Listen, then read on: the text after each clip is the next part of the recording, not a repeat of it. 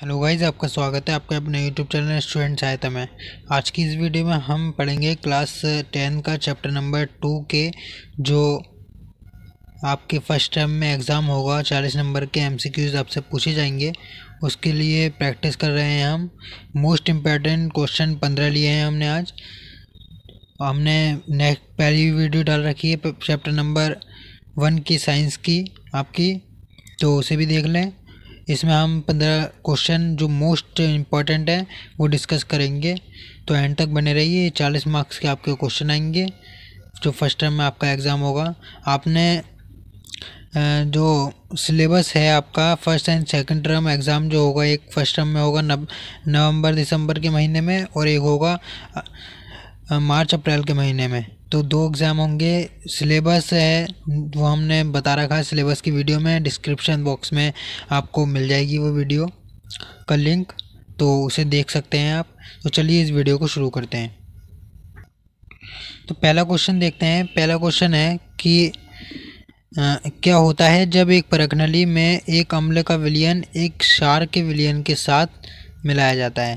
तो जब आप अम्ल के साथ क्षार को मिलाते हैं तो आपको पता ही है क्या होता है, विलयन का ताप बढ़ जाता है, विलयन का ताप घटता है, या विलयन का ताप समान रहता है, या लवण का निर्माण होता है।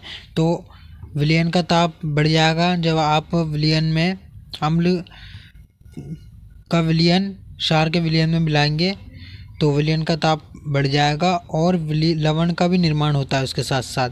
तो नीचे आपको ऑप्शन दे रखे हैं ABCD, तो पहला और चौथा, तो B यानी D जो है वो राइट आंसर है, यानी पहला विलयन का ताप बढ़ता है और लवण का निर्माण होता है। नेक्स्ट क्वेश्चन है क्वेश्चन नंबर 2। तो दूसरा क्वेश्चन है कि एक जलीय विलयन लाल लिटमस विलयन को नीला कर देता है, यानी एक जलीय विलयन है लाल लिटमस को नीला कर देता है। निम्नलिखित में से किसके विलयन को अधिक्य में मिलाने पर यह परिवर्तन व्युत्क्रमित हो जाता है, यानी उसका उल्टा हो जाता है। तो बेकिंग सोडा, चूना, अमोनियम हाइड्रोक्साइड विलयन या हाइड्रोक्लोरिक अम्ल। तो हाइड्रोक्लोरिक अम्ल जो होता है वह इसके व्युत्क्रमानुपाती हो जाता है। तो ये ऐसे क्वेश्चन हैं कि आप इनको पढ़ के ही आप आंसर दे सकते हैं। तो आप MCQs में ये ध्यान रखें, पूरा क्वेश्चन पढ़ें तभी आंसर दें। यानी आपको क्वेश्चन नहीं आ रहा है तो आप गोला लगा के उसको छोड़ सकते हैं, फिर आगे पूरे क्वेश्चन कर लें, यानी एक क्वेश्चन के चक्कर में आप टाइम वेस्ट ना करें। नेक्स्ट क्वेश्चन पे चलते हैं, क्वेश्चन नंबर 3। क्वेश्चन नंबर 3 है कि एक आर्द्र दिन में हाइड्रोजन क्लोराइड जो होता है गैस के विरचन के दौरान गैस को सामान्यतः कैल्शियम क्लोराइड युक्त रक्षित नली में गुजारा जाता है। ठीक है, और रक्षित नली में लिए गए कैल्शियम हाइड्रोक्साइड का कार्य बताना है हमें। ठीक है, आपको क्वेश्चन समझ में आ गया होगा। अब हम ऑप्शन पढ़ लेते हैं। तो हमें ये बताना है कि जो रक्षित नली है तो उसमें कैल्शियम क्लोराइड का जो कार्य होगा वो क्या होगा। नीचे दे रखा है, पहला है कि मुक्त गैस को अवशोषित करना, B है गैस को नमी प्रदान करना, C है गैस से नमी को अवशोषित करना, या मुक्त गैस से क्लोरीन आयनों को Cl आयनों को अवशोषित करना। तो इसमें सही आंसर है C, गैस से नमी को अवशोषित करता है कैल्शियम क्लोराइड। ठीक है, नेक्स्ट क्वेश्चन पे चलते हैं, क्वेश्चन नंबर 4। चौथा क्वेश्चन है कि निम्नलिखित में से कौन सा लवण क्रिस्टलीकरण जल नहीं रखता। तो नीचे दे रखा है ऑप्शन नंबर A नीला तोता, B बेकिंग सोडा, या C धावन सोडा, या जिप्सम। तो आपको पता ही है कि क्रिस्टलीकरण जल कौन सा रखता है और कौन सा नहीं रखता, तो इसमें आपको एक बताना है। तो बेकिंग सोडा जो होता है वह क्रिस्टलीकरण जल नहीं रखता। ठीक है, यानी नीला तोता, धावन सोडा और जिप्सम ये रखते हैं, यहाँ बेकिंग सोडा नहीं रखता। ठीक है, तो right answer baking soda B। Next question पे चलते हैं, क्वेश्चन नंबर 5। क्वेश्चन नंबर 5 है कि सोडियम कार्बोनेट क्षारकीय लवण है क्योंकि यह लवण तो हमें क्वेश्चन है कि सोडियम कार्बोनेट जो है वह क्षारकीय लवण है, क्योंकि यह लवण है। तो यानी ऑप्शन दे रखे हैं कि प्रबल अम्ल तथा प्रबल क्षारक, दुर्बल अम्ल या दुर्बल क्षारक, प्रबल अम्ल तथा दुर्बल क्षारक, या दुर्बल अम्ल तथा प्रबल क्षारक।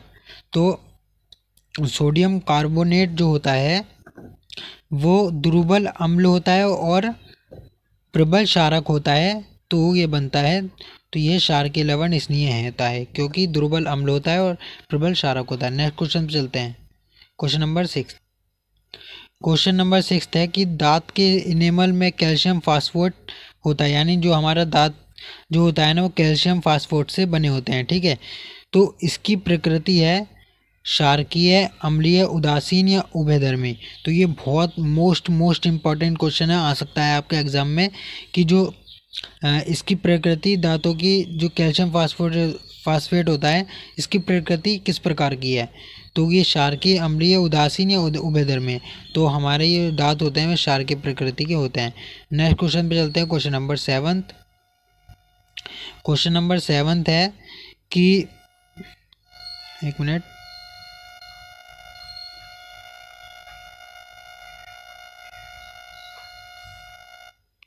क्वेश्चन नंबर 7 है कि मृदा के एक नमूने को जल में मिश्रित किया गया तथा इसे स्थिर छोड़ दिया गया। स्वच्छ अधिपल्वी विलयन पीएच पत्र को पीला नारंगी कर देता है, ठीक है। और निम्नलिखित में से कौन सा पीएच पत्र के रंग को गहरा नीला कर देगा। यानी जो पीएच स्वच्छ जल जो अधिपल्वी विलयन होता है ना वो पीएच को पत्र को नीला कर देता है, नारंगी कर देता है, पीला नारंगी, ठीक है। तो इससे हमसे पूछा है कि पीएच, हमें नीचे जो ऑप्शन दे रखे हैं 4, तो इसमें से हमें पूछा है कि कौन सा पीएच पत्र के रंग को हरा नीला कर देगा, ठीक है। क्वेश्चन इसमें कंफ्यूज करने वाला क्वेश्चन है, ठीक है, तो घबराए नहीं इसमें। तो ऑप्शन है कि नींबू का रस, सिरका, साधारण लवण या 1% अम्ल, ठीक है। तो हम हरा नीला करना है, तो हरा नीला 1% अम्ल जो होता है ना वो करता है। Option number D right answer. Next question पे चलते हैं। Question number 8। क्वेश्चन नंबर 8 है कि निम्नलिखित में से कौन अम्लीय सामर्थ्य का बढ़ता हुआ सही क्रम है। यानी क्षारकीय से अम्लीय में कौन सही ऑप्शन है इसमें, ठीक है। अम्ल से पूछा है कि अम्ल बढ़ता हुआ क्रम है, ठीक है।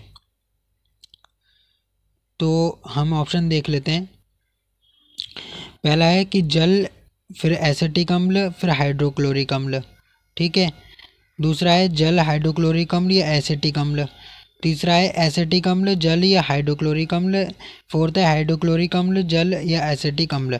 तो इसमें लग रहा है कि ये जो राइट आंसर है कि जल, फिर एसिटिक अम्ल आता है, फिर होता है हाइड्रोक्लोरिक अम्ल, ठीक है। ये अम्लीय सामर्थ्य का बढ़ता हुआ क्रम है। Option number A right answer. Next question है क्वेश्चन नंबर 9। क्वेश्चन नंबर 9 है, एक विद्यार्थी के हाथ पर दुर्घटना के कारण सांद्र अम्ल की कुछ बूंदें गिर जाती हैं, उसे क्या करना चाहिए। यानी किसी एक विद्यार्थी उसके हाथ पर सांद्र अम्ल जो होता है ना उसकी कुछ बूंदें गिर गई, तो उसे अब क्या करना चाहिए। ऑप्शन दे रखे हैं नीचे, ठीक है, तो हमें बताना है। पहला है कि हाथ को लवणीय जल से धोएं, नहीं ये गलत है। लवणीय जल से अम्ल लवणीय जल से नहीं धोना चाहिए, ठीक है। दूसरा है कि हाथ को जल की अधिक मात्रा में धोएं तथा सोडियम हाइड्रोजन कार्बोनेट का पेस्ट लगाएं। जहाँ तक लग रहा है ये सही है, और ये ऑप्शन देख लेते हैं हम। सी है कि हाथ को जल की अधिक मात्रा में धोकर सोडियम हाइड्रोक्साइड का विलयन लगाएं, नहीं गलत है। चौथा है कि डी, प्रबल क्षार के साथ अम्ल को उदासीन करें। प्रबल क्षार के साथ अम्ल को उदासीन करें, नहीं। ऑप्शन नंबर बी जो है ये राइट आंसर है कि जब आपके सांद्र अम्ल है उसे आप उसकी आपके हाथ पर बूंदें डल गई हैं कुछ, तो आपको अपने हाथ को जल की अधिक मात्रा में धोना चाहिए और सोडियम हाइड्रोजन कार्बोनेट का पेस्ट लगाना चाहिए। ठीक है। नेक्स्ट क्वेश्चन है क्वेश्चन नंबर 10th यानी 10वां क्वेश्चन। क्वेश्चन है कि सोडियम हाइड्रोजन कार्बोनेट को एक एसिटिक अम्ल में मिलाते हैं। ठीक है। तो एक गैस निकलती है। मुक्त गैस के संदर्भ में कौन कौन से कथन सत्य हैं? क्वेश्चन समझ में आ गया होगा आपको। तो ऑप्शन है कि यह चूने के पानी को दूधिया कर देता है। दूसरा है यह जलती हुई तीली को बुझा देती है। तीसरा है यह सोडियम हाइड्रोक्साइड के विलयन में घुल जाती है। चौथा है इसमें अरुचिकर गंध हो जाती है। ठीक है। तो पहला राइट आंसर हमें ये बताना है कि सोडियम हाइड्रोजन कार्बोनेट में को जब एसिटिक अम्ल में मिलाते हैं तो एक गैस निकलती है। तो कौन सी मुक्त गैस के संदर्भ में कौन से कथन यानी कौन सी गैस निकलती है ये बताना है। ठीक है। नहीं, क्वेश्चन घुमाने वाला है ये। तो हमें ये बताना है कि जब गैस निकलती है तो मुक्त गैस के संदर्भ में कौन कौन से कथन सत्य हैं, नीचे ये दे रखे हैं। ठीक है। तो पहला तो यह चूने के पानी को दूधिया कर देता है, राइट है। ठीक है, ये भी सही है। दूसरा है कि यह जलती हुई तीली को बुझा देती है, ये भी सही है। ठीक है। तीसरा है कि यह सोडियम हाइड्रोक्साइड के विलयन में घुल जाती है, ये भी सही है। ठीक है।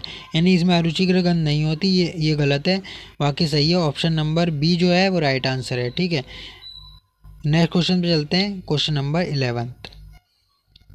क्वेश्चन नंबर 11 है सामान्य लवण रसोई में उपयोग किए जाने के लिए अतिरिक्त किसके निर्माण में कच्चे माल के रूप में उपयोग आता है? यानी जो रसोई में आपका लवण उपयोग किया जाता है वह किसके निर्माण में कच्चे माल के रूप में काम में आता है? ठीक है। तो धावन सोडा, विरंजक चूर्ण, बेकिंग सोडा या भुजा हुआ चूना, ये बताना है। तो इसका पहला तो धावन सोडा जो होता है वो भी काम में आता है और एक होता है बेकिंग सोडा। ठीक है।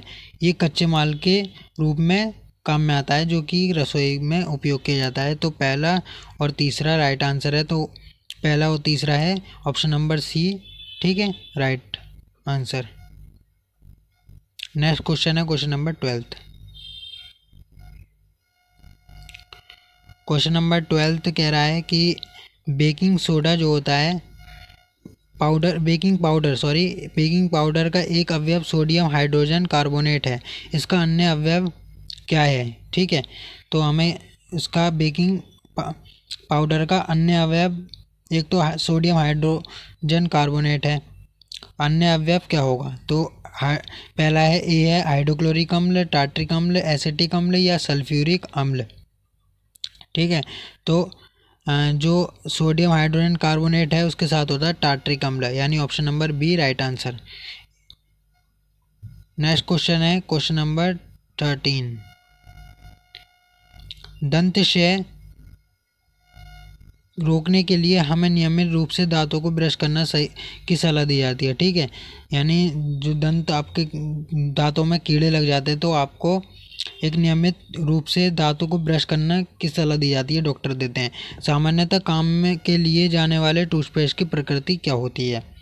तो ये आपको तो रटे हुए होने चाहिए, ये वाले क्वेश्चन आप किताब में पढ़ते रहते हैं कि जो आप कौन सी प्रकृति के वो होते हैं, तो क्षारकीय प्रकृति के, यानी उसमें दांत आपके कीड़े लगते हैं वो अम्लीय ज़्यादा अम्ल की अधिक मात्रा होती है इसलिए लग जाते हैं। तो अम्ल की अधिक मात्रा को उदासीन करने के लिए क्षारकीय टूथपेस्ट का उपयोग किया जाता है। तो option number C right answer. ठीक है। क्वेश्चन नंबर 14 है कि एक अम्ल तथा क्षारक के जलीय विलयन के लिए कौन से कथन सत्य हैं? यानी एक अम्ल है और एक क्षारक के जलीय विलयन है, तो उनके लिए कौन से कथन सत्य हैं? नीचे ऑप्शन दे रखे हैं, हमें बताना है। ठीक है, एक मिनट।